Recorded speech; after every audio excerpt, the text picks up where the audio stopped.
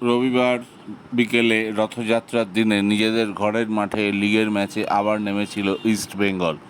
আজ তাদের প্রতিপক্ষ ছিল জর্জ টেলিগ্রাফ। প্রথম ম্যাচে টালিগঞ্জের বিরুদ্ধে 7-1 গোলে জিতেছিল ইস্টবেঙ্গল।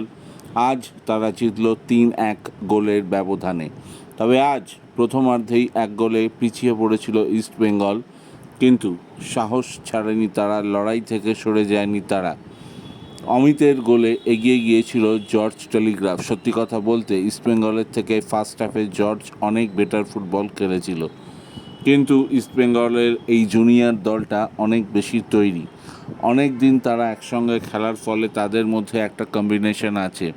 দ্বিতীয়ার্ধে নিজেদের চেনা মেজাজে ফিরল ইস্টবেঙ্গল। জেসিন টিকে একটি গোল করলেন এবং পরিবর্তন হিসেবে নামা সায়ন ব্যানার্জি করলেন 2টি গোল। সায়নকে কোনো ম্যাচে প্রথম থেকে ব্যবহার করছেন, কোনো ম্যাচে পরে নামানো হচ্ছে। বেসিক্যালি এই দুটো ম্যাচে তাকে পরেই ব্যবহার করা হয়েছে গতিটাকে ইউটিলাইজ করার জন্য।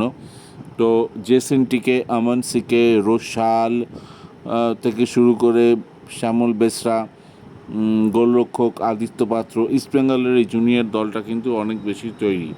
এখন দেখা যাক কিভাবে কোচ বিনো জর্জ আগামী 13 তারিখ ডার্বির জন্য দলটাকে মোটিভেট করে। অন্যদিকে মোহনবাগান কিন্তু লিগের দুটো ম্যাচে একটাতেও জয় পায়নি, দুটিতেই ড্র করেছে তারা।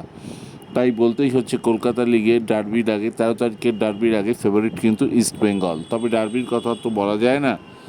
তো যদি আমার চ্যানেলটিকে ভালো লেগে থাকে, কাইন্ডলি লাইক অ্যান্ড সাবস্ক্রাইব করুন।